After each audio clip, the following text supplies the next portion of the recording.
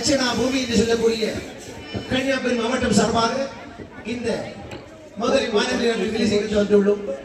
பாடுவதற்கு நேரமில்லை. எத்தனை பாடல்கள் இந்த மேடையில் பாடினாலும் நம்முடைய ஸ்டார் பவுண்டேஷன் மற்றும் சாக்கியா நிறுவனங்களிடம் நடத்திருக்கின்ற விழாவிலே பங்கேற்பதில் மிக்க சந்தோஷம். சேற்றிலே கால் வைத்தால் சூழ்ச்சியிலே கை வைக்கலாம் என்று சொல்வார்கள்.